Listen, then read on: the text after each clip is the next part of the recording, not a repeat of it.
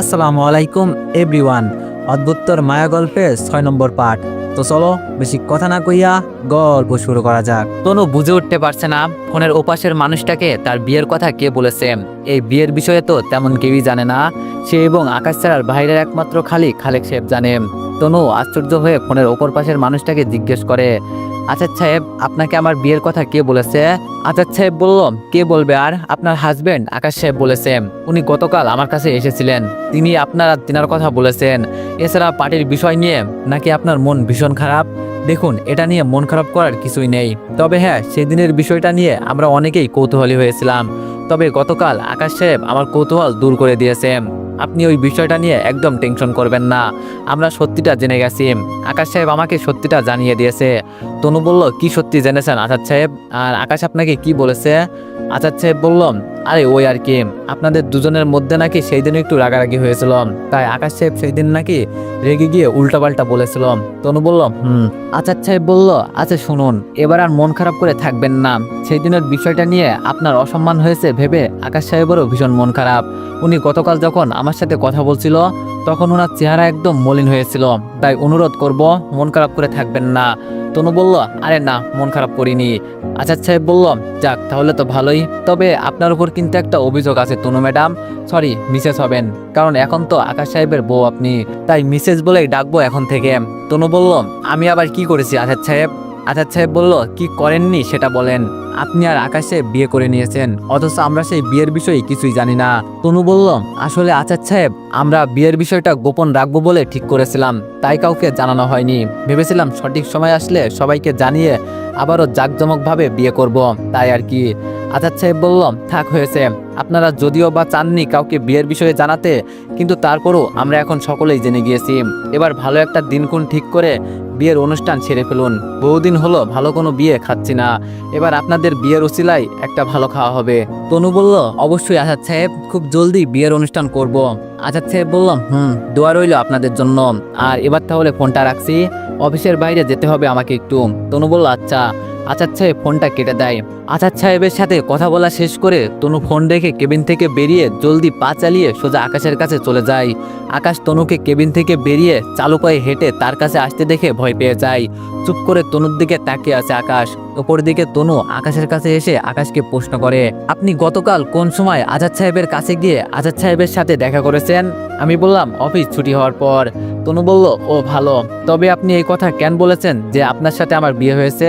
আমি বললাম, আসলে আমার জন্য তোমার মান সম্মান নষ্ট হয়েছে, তাই আজাদ সাহেবকে ওই কথাটা বলেছি, যাতে করে ওনারা তোমাকে ভুল না বোঝে।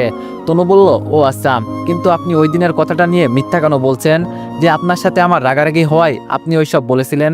আমি বললাম, মিথ্যা বলি নাই, সেই দিন তোমার সাথে আগে না হোক পরে ঠিকই রাগারাগি হয়েছে। তনু বলল, আচ্ছা মানলাম এটা সত্যি, কিন্তু আমি তো আপনাকে বলিনি আমার সম্মান যেটা নষ্ট করেছেন সেটা ফিরিয়ে দিন, তাহলে আপনি কেন এইসব কিছু করতে গেলেন? আমি বললাম, কারণ তোমার মুখে আমি সবসময় হাসি দেখতে চাই, তোমার মলিন চেহারা আমার একদম ভালো লাগে না। আমি গত পরশু দিনের ঘটনার পর থেকে দেখছি তোমার মনের অবস্থা ভালো নেই, আর সেটা একমাত্র খালি হয়েছে আমার কারণে, তাই আমি এইসব কিছু করেছি। তনু বলল, আকাশ সাহেব, আপনি আমার মন খারাপ হওয়ার মতো কাজও করবেন? আপনার সেই কাজের কারণে আমার মন খারাপ হলে আবার আপনার নিজেরও খারাপ লাগে? বাহ, বেশ ইন্টারেস্টিং তো ব্যাপারটা। আকাশ চুপ করে থাকে। তনুর কথা শুনে কেমন যেন লজ্জা কাজ করছে আকাশের ভিতরে। আকাশ লজ্জার নজর সরিয়ে নেয় তনুর দিক থেকে।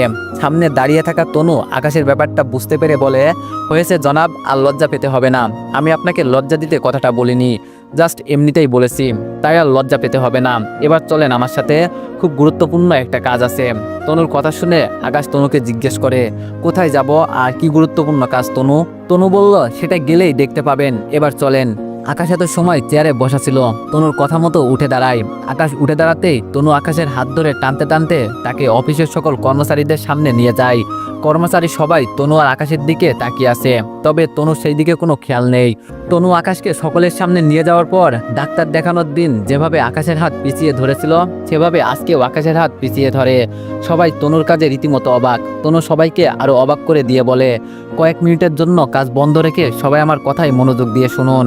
আমি সেই দিন আকাশকে অহেতুক অপমান করেছিলাম। বেচারা একদিনে 7টা ফাইল কমপ্লিট করেছে, সেই 7টা ফাইলের মধ্যে একটা ফাইল ছাড়া কোথাও কোনো ভুল হয়নি তার। আর যেই ফাইলে ভুল হয়েছে সেটা একদম অতি সামান্য ছিল, কিন্তু সেই দিন আমার মাথা কোনো একটা কারণে খারাপ ছিল, যার কারণে আমার সমস্ত রাগ আমি আকাশের উপর ঝেড়েছি। তাই আপনারা আগামীতে আর কখনো কেউ আকাশের দিকে বাঁকা চোখে তাকাবেন না, তাহলে কিন্তু আমার চাইতে ভয়ানক কেউ হবে না বলে দিলাম। আর আরেকটা কথা, আপনারা আকাশের দিকে বাঁকা চোখে তো তাকাবেনই না, এই সঙ্গে আজ থেকে আকাশকে সবাই সম্মান দিয়ে কথা বলবেন, কারণ সে আমার অনেক অনেক অনেক কাছের একজন মানুষ, বলতে পারেন সে আমার হৃদয়ে বসবাসকারী একজন লোক, তার সাথে আমার আত্মার সম্পর্ক। তাই সকলকে যেটা বলছি সেটা মাথায় রাখবেন। এবার সবাই কাজে মন দিন। তনু কর্মচারীদেরকে আকাশের বিষয়ে কিছু কথা বলে আকাশের হাত ধরে আকাশকে নিয়ে নিজের কেবিনের দিকে চলে যায়। আকাশ অনেকটা আশ্চর্য হয়, তবে সে কিছুই বলে না।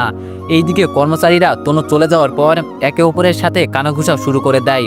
আকাশ তনুর কি হয়, কেন তনু আকাশকে এত প্রায়োরিটি দিল, কেন তনু জোর গলায় সবাইকে বলল আকাশকে সম্মান দিতে, আর কেনই বা তনু আকাশের হাত ওইভাবে ধরেছিল। এক একজন অন্যজনের সাথে এইসব বিষয় নিয়ে আলাপ আলোচনা করতে শুরু করে। কর্মচারীদের কানাঘুষাগুলো ম্যানেজার খালেক সাহেব শুনতে পায়। তাই খালেক সাহেব সবাইকে সতর্ক করে বলে, প্রতিটা নারীর জীবনে একজন খুব মূল্যবান মানুষ থাকে। ম্যাডামের জীবনে মূল্যবান মানুষটি হচ্ছে আকাশ মাহমুদ সাহেব, তাই ম্যাডাম ওনাকে নিয়ে এত কিছু বলেছেন। আপনারা এবার কানাঘুষা বন্ধ করে যে যার কাজে মন দিন, না হয় আপনাদের নামে গিয়ে ম্যাডামের কাছে নালিশ করে আসবো। খালেক সাহেবের কথা শুনে সবাই কানাঘুষা বন্ধ করে কাজে মন দেয়। অপরদিকে তনু আকাশকে সঙ্গে করে নিয়ে নিজের কেবিনের ভিতরে এসে দরজা আটকে দেয়। তারপর আকাশকে তনু চেয়ারের সামনে নিয়ে গিয়ে বলে, আমার চেয়ারটাতে বসো। আকাশ পুরো থমথম খেয়ে যায় তনুর কথা শুনে, কারণ প্রথমত তনু তাকে ভিতরে নিয়ে এসে দরজা বন্ধ করে দিয়েছে, তার উপরে এখন আবার তনু তুমি করে বলছে। আকাশ তনুর মতিগতি কিছুই বুঝে উঠতে পারছে না, কি করতে চাইছে তনু। বোকার মতো চেহারা করে তনুর দিকে তাকিয়ে আছে আকাশ। পাশ থেকে তনু আকাশকে তার দিকে বোকার মতো তাকিয়ে থাকতে দেখে নিজেই আকাশকে চেয়ারে বসিয়ে দেয়। তারপর আকাশকে প্রশ্ন করে, কি হলো, অবাক হচ্ছ যে? আমি বললাম, অবাক করছো তাই অবাক হচ্ছি। শুরুতে কর্মচারীদের সামনে নিয়ে গিয়ে আমার নামে গুণগান করলে, সাথে আরও সকলকে বললে আমাকে সম্মান দিতে, এরপর এখন সঙ্গে করে কেবিনে নিয়ে এসে দরজা বন্ধ করার পাশাপাশি তুমি করে বলছো। এত কিছু দেখে অবাক তো হবই। তনু বললাম, অবাক তো হবাই, আচ্ছা আরেকটু অবাক করি তোমাকে। আমি বললাম, মানে? তনু বলল, তুমি চোখ বন্ধ করো, তারপর মানেটা বুঝতে পারবে। আমি বললাম, আজব, তোমার মানে বোঝার জন্য চোখ কেন বন্ধ করব? তনু বলল, আরে তোমাকে চোখ বন্ধ করতে বলেছি, তুমি করো। আমি বললে তারপর চোখ খুলবে। আকাশ আর কথা না বাড়িয়ে তনুর কথা মেনে চোখ বন্ধ করে।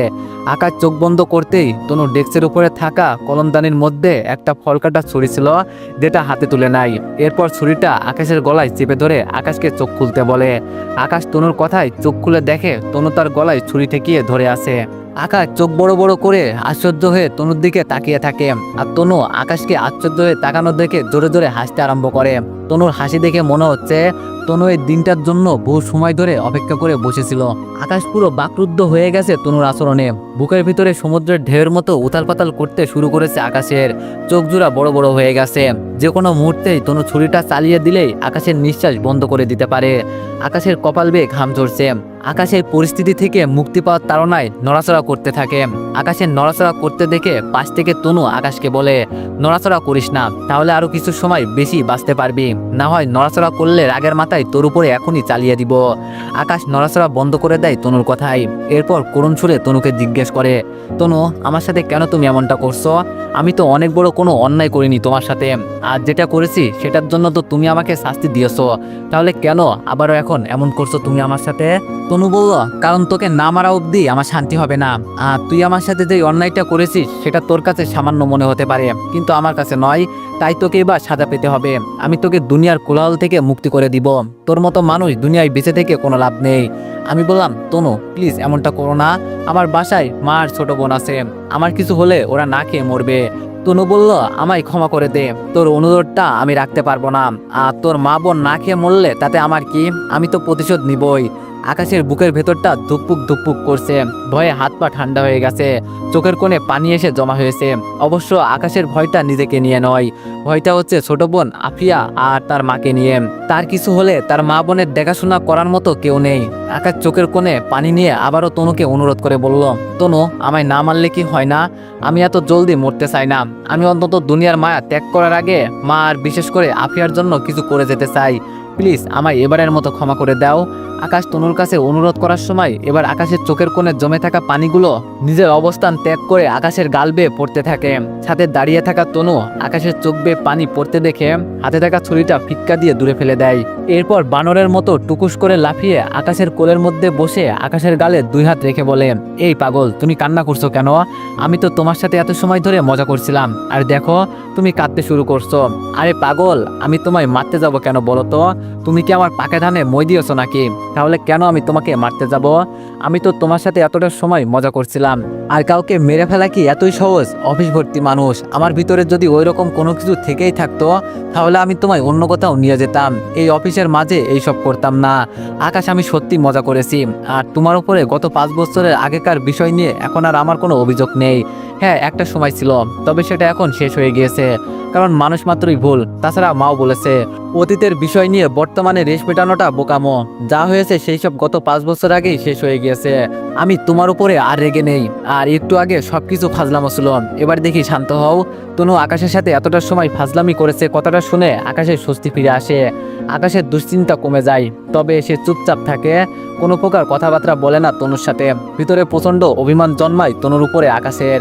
তনু আকাশকে চুপ করে থাকতে দেখে বুঝে ফেলে আকাশের ভিতরে অভিমান জন্মেছে। আকাশের অভিমান কমাতে তনু নিজেই 2 হাত দিয়ে আকাশের চোখের পানি মুছে দেয়, কিন্তু আকাশের তাও কোনো রেসপন্স নেই। আগের নাই চুপ করে আছে সে। মনে হচ্ছে যেন আকাশের শরীরে মরিচা ধরেছে। একদম শান্তশিষ্ট হয়ে আছে আকাশ।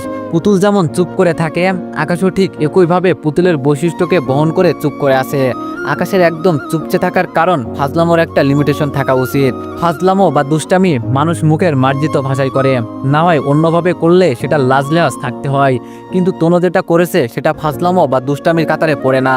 এইরকম দুষ্টামির কারণে মানুষ ভয় পেয়ে এমনিতেই স্ট্রোক করে মারা যেতে পারে। আর এর জন্যই তনুর উপরে প্রচণ্ড অভিমানটা জন্মেছে আকাশের। অপরদিকে তনু নিজের হাত দিয়ে আকাশের চোখের পানি মুছে দেওয়ার পরও যখন দেখে আকাশের অভিমান কমেনি, তাই সে আর কোনো কিছু না ভেবে আকাশের শার্ট খামচে ধরে উম্মাতের মতো শুরুতে আকাশের গলায় কয়েকটা চুমু বসায়। এরপর কিছুক্ষণ যেতে আকাশের গলা ছেড়ে আকাশের ঠোঁটটাকে রপ্ত করে নেয়। তনুর মাত্রা ছাড়া পাগলামি দেখে আকাশ জোরপূর্বক তনুকে নিজের থেকে ছাড়িয়ে নিয়ে বলে, তনু, এটা কিন্তু ঠিক হচ্ছে না। তনু বলল, কি ঠিক হচ্ছে না? আমি বললাম, এই যে তুমি আমার শরীরে স্পর্শ করছো। তনু বলল, তাহলে কাকে স্পর্শ করব? অন্য কোনো পুরুষকে? আমি বললাম, না মানে আসলে তা নয়। তনু বলল, আরে আজব তো, তা নয় তো কি? আমি আমার স্বামীর সাথে রোমান্স করছি, এতে বেঠিকের কি আছে? আমি তো অন্য কোনো পুরুষের সাথে রং তামাশা করছি না, যা করছি নিজের স্বামী বা হাজবেন্ডের সাথেই করছি। তাহলে কি ঠিক হচ্ছে না শুনি? আকাশ চুপ হয়ে যায়, কারণ তনুর কথা যুক্তিসঙ্গত। তনুর অধিকার আছে আকাশের সাথে ঘনিষ্ঠ হওয়ার। অবশ্য আকাশেরও রয়েছে, তবে বেচারা পরিস্থিতি খারাপ দেখে হয়তো সে তনুর কাছাকাছি যাওয়ার সাহস করেনি কখনো। এখানে অনেকেই মনে করবে পুরুষ নির্যাতন হচ্ছে, আর আকাশ হয়তো ভীতু প্রকৃতির ছেলে। আসলে বিষয়টা কিন্তু এমন না, পরিস্থিতি বুঝে সব করতে হয়। আকাশ নিজেকে সংযত করে রেখেছে ভদ্রতার খাতিরে, না হয়তো সে চাইলেই জোর খাটাতে পারে তনুর উপরে। তবে ভদ্রতার পাশাপাশি আকাশের চাকরি হারানোরও একটা ভয় আছে, তাই আকাশ নিজেকে সামলে রাখে সর্বদা। আকাশ তনুর যুক্তির কাছে হেরে গিয়ে চুপ করে আছে। অন্যদিকে তনু আকাশকে চুপ করে থাকতে দেখে বলে, দেখো, আমি যা করছি সেই সব আমার অধিকার থেকে, অযথা আমাকে বাধা দিতে আসবা না একদম। তনু আবারও আকাশের ঠোঁটে নিজের অধিকার খাটায়। এবার আকাশের ভিতরেও একটা অ্যাট্রাকশন বা আকর্ষণ তৈরি হয়, ঠিক কারেন্টের মতো। যেমন বৈদ্যুতিক তারের মাইনাস এবং প্লাস দুটো যখন একসঙ্গে মেলানো হয় তখন তাদের মধ্যে একটা প্রতিক্রিয়া তৈরি হয়। এখানেও ঠিক তাই হয়েছে। তনুর কারণে আকাশের ভিতরেও একরকম একটা প্রতিক্রিয়া তৈরি হয়েছে। আকাশ নিজেও এবার তনুকে 2 হাত দিয়ে জড়িয়ে ধরে। দুজনের ভিতরে ভালোবাসার এক নতুন সিক্ততার জন্ম নিয়েছে। দুজনের মতামতে এই প্রথম স্পর্শ। সারা শরীরে যেন প্রজাপতির 7 রং ছড়িয়েছে। তনু মৌমাছির ন্যায় বারংবার আকাশের ঠোঁটে হুল ফুটাচ্ছে। তনুর স্পর্শে আকাশের নিজেকে কেমন বেসামাল লাগছে। অবশ্য আকাশ নিজের নিয়ন্ত্রণে আছেই বা কোথায়? একজন পুরুষের সবচেয়ে বড় দুর্বলতা তার প্রিয়সী। আর সে প্রিয়সীকে যদি এত কাছ থেকে ছুঁয়ে দেখা যায় তবে কি নিজেকে নিয়ন্ত্রণে রাখা সম্ভব? আকাশ ও তনুর আচরণে সাড়া দেয়। সামান্য কিছু সময়ে দুইজন এত গভীরভাবে মিশে গেছে যে তাদের দেখে মনে হচ্ছে যেন বহু জন্মের পরিচিত। তাদের সংসার জীবন এক যুগ পূর্ণ হয়েছে। বেশ কিছু সময় আকাশ আর তনু ব্যক্তিগত সময় কাটায়। কিছুক্ষণ পর তনু নিজেই আকাশকে ছেড়ে দেয় আর বলে, হয়েছে, এবার গিয়ে কাজে মন দাও। সারাদিন দুজন মিলে এভাবে রোমান্স করে সময় কাটালে অফিসের 12টা বাজবে। যাও, গিয়ে কাজ করো, আর না হয় যা ইচ্ছা তাই করো, তবে আমাকে এখন কাজ করতে হবে। আমি বললাম, এই আজব, আমি তোমাকে বলছি নাকি রোমান্স করতে? শুরু এবং শেষ সবটাই তো তোমার ইচ্ছেতে হলো, তাহলে এখন আমায় কেন দই দিচ্ছ? তনু বলল, এই যে মহাশয়, আপনাকে কোনো দই দিইনি, আমি শুধু বলেছি কাদের 12টা বাজবে সারাদিন দুইজন এইসবে মেতে থাকলে। আমি বললাম ঠিক আছে, আমি চলে যাচ্ছি। তনু বলল, যাও। আমি বললাম যেতে তো দাও। তনু বলল, আজব, আমি আবার তোমায় কোথায় আটকালাম? আমি বললাম, কোল থেকে না নামলে যাব কি করে শুনি? তনু বলল, ও আচ্ছা, ভুলে গিয়েছিলাম। তনু আকাশের কোল থেকে নেমে যায়, আর আকাশও তনুর চেয়ার ছেড়ে উঠে দাঁড়ায় চলে যাওয়ার জন্য। এমন সময় তনু আকাশকে বলে, যাও এবার, আর শোনো, দুপুর হলে কেবিনে চলে এসো, দুইজন একসাথে দুপুরে লাঞ্চ করব। আমি বললাম আচ্ছা ঠিক আছে। আকাশ কেবিন থেকে বেরিয়ে যাওয়ার উদ্দেশ্যে হাঁটা দিয়ে কয়েক কদম সামনে যেতেই তনু আবারও পিছন থেকে আকাশকে ডাক দেয়, এই আকাশ শোনো। আমি বললাম, আবার কি হলো? তনু বলল, দেখো, আজ থেকে তোমাকে আর অফিসে কেউ কিছু বলার সাহস পাবে না, আর তোমার যা ইচ্ছা হয় তুমি তাই করতে পারবে। তবে গুরুত্বপূর্ণ একটা কথা, অফিসে অসংখ্য মেয়ে কর্মচারী আছে, তাদের দিকে তুমি ভুলেও তাকাবে না, এমনকি তারা তাকালেও তুমি তাকাবে না। এখন কিন্তু তোমার সাথে অনেকেই ভাব জমানোর চেষ্টা করবে, কারণ ইতিমধ্যে সবাই জেনে গেছে তুমি আমার খুব কাছের লোক, তাই সবার থেকে সাবধানে থাকবা, বিশেষ করে মেয়েদের থেকে, না হয় কিন্তু তোমার অবস্থার 12টা বাজিয়ে দিব বলে দিলাম। আমি বললাম আচ্ছা ঠিক আছে, সাবধানে থাকবো। এবার গেলাম। আকাশ কেবিন থেকে বেরিয়ে নিজের ডেস্কে চলে যায়। তনুও নিজের কেবিনে বসে কাজ করতে আরম্ভ করে। দুজনের মধ্যে সম্পর্ক দৃঢ় হয়ে গেছে। এভাবে সপ্তাহখানিক কাটে। কেটে যাওয়া এই এক সপ্তাহে দুজনের সম্পর্ক আগের চেয়ে আরো অনেক গুণ মজবুত হয়েছে। দুজনের দুপুর টাইমে একসাথে লাঞ্চ করে। তনু আকাশের অফিস ছুটি হলে বাড়ি অবধি পৌঁছে দেয়। এমনকি তারা দুজনে একসঙ্গে একদিন ঘুরতেও বেরিয়েছিল। সপ্তাহখানিক পর সোহান একদিন হুট করেই তনুর অফিসে আসে। আকাশ নিজের ডেস্কে বসেছিল, কিন্তু সে সোহানকে দেখতে পেয়ে নিজের ডেস্ক ছেড়ে উঠে সোহানের কাছে যায়। এরপর হেসে হেসে সোহানকে বলে, সোহান ভাই, আপনি কিন্তু কাজটা ঠিক করেননি। সোহান বলল, কি ঠিক করিনি? আমি বললাম, এই যে তনু আর আপনি মিলে প্রেমের নাটক সাজিয়ে আমাকে বোকা বানাতে চেয়েছেন। আমি কিন্তু জেনে গেছি যে আপনি আর তনু মিলে আমাকে প্ল্যান করে বোকা বানাতে চেয়েছিলেন। সোহান বলল, আকাশ সাহেব, আপনার মাথায় কোনো সমস্যা আছে নাকি? আমি বললাম, না, কোনো সমস্যা নেই। আর সমস্যা কেন থাকবে? সোহান বলল, তাহলে কী সব উল্টাপাল্টা বলছেন? আমি আর তনু মিলে আপনাকে বোকা বানাবো এমন কোনো প্ল্যানই তো করিনি আমরা। তাহলে আপনি এসব আজগুবি প্ল্যান সম্পর্কে জানলেন কোথা থেকে শুনি? সোহানের কথা শুনে আকাশের মাথার টনক নড়ে ওঠে, কারণ তনু বলেছে সবকিছু নাটক ছিল, কিন্তু এখন সোহান বলছে এমন কোনো প্ল্যানই তারা করেনি। তনুর সাথে সোহানের কথার কোনো মিলই নেই। তার মানে তনু তাকে যা বলেছে সবকিছুই মিথ্যা। তনুর সাথে হয়তো সত্যি সোহানের কোনো সম্পর্ক ছিল বা এখনো আছে, এবং সেই সঙ্গে তনু তাকে প্রতিনিয়ত ঠকাচ্ছে। তনুকে নিয়ে খটকা লাগতে শুরু করে আকাশের। মনের ভিতরে কৌতূহল জাগে বিষয়টা নিয়ে, তনু কি সত্যি তাকে ঠকাচ্ছে? কৌতূহল মেটাতে সোহানকে প্রশ্ন করে, আচ্ছা, তার মানে আপনারা আমাকে বোকা বানাবেন এমন কোনো প্ল্যান করেননি? সোহান বলল, না, এমন কোনো প্ল্যান আমরা করিনি, আর এমন প্ল্যান করবোই বা কেন? তনু আর আমি সত্যিকার অন্তে বয়ফ্রেন্ড গার্লফ্রেন্ড, তাহলে আমরা আপনাকে বোকা বানানোর জন্য প্ল্যান করতে যাবোই বা কেন? কী লাভ এতে আমাদের? সোহানের কথা শুনে আকাশের সন্দেহ সত্যি হয়। তনু তাকে যা বলেছে তাহলে সবকিছুই মিথ্যা ছিল। দুজনের মধ্যে সম্পর্ক রয়েছে, কিন্তু আকাশের এবার আরেকটা ব্যাপার নিয়ে খটকা লাগে। সোহান বলছে সে আর তনু সত্যিকার অন্তে প্রেমিক প্রেমিকা। তাহলে সেই দিন যখন তনু তাকে ফোন করেছিল, তখন সোহান তাকে তনুকে দোষ বলে কেন সম্বোধন করেছিল? না, এখানে হয়তো কোনো গন্ডগোল আছে, আর এই গন্ডগোলের সমাধান পাওয়া যাবে তনু আর সোহান মুখোমুখি হলে। কারণ দুই পক্ষ যেহেতু দুই রকম কথাবার্তা বলছে, তাহলে অবশ্যই যে কোনো একজন কথার গরমিল করছে, হয় সেটা সোহান না হয় তনু। ব্যক্তিগতভাবে আর প্রশ্ন না করে আকাশ চালাকি করে সোহানের সামনে থেকে কিছুটা সরে দাঁড়ায়। আকাশ সরে যাওয়ায় সোহান কেবিনের দরজা খুলে অনুমতি নিয়ে তনুর কেবিনে প্রবেশ করে। সোহান তনুর কেবিনে প্রবেশ করার কয়েক সেকেন্ড পর বিনা অনুমতিতে আকাশ সোজা তনুর কেবিনের ভিতরে ঢুকে পড়ে। সোহান আর তনু দুজনেই চমকে ওঠে আকাশের হুট করে কেবিনের ভিতরে প্রবেশ করতে দেখে। আকাশের চোখে মুখে রাগ। আকাশের ইচ্ছে করছে পুরো কেবিনটাকে মাথায় তুলে নিতে, কিন্তু কোনোভাবে নিজেকে কন্ট্রোল করে তাদের দিকে তাকিয়ে থাকে। আকাশের হাবভাব বুঝতে না পেরে তনু আকাশকে প্রশ্ন করে, এই, তুমি হুট করে কোনো কথাবার্তা ছাড়া এভাবে কেবিনে ঢুকে পড়লে যে? আমি বললাম, ইচ্ছে হয়েছে তাই ঢুকেছি। কেন, অনুমতি ছাড়া প্রবেশ করে ভুল করে ফেলেছি নাকি? তনু বলল, না, ভুল করনি, তোমার অধিকার আছে কেবিনে ঢোকার, কিন্তু হুট করে আসলে তো তাই জিজ্ঞেস করলাম। আমি বললাম, ভুল না করলেই হলো।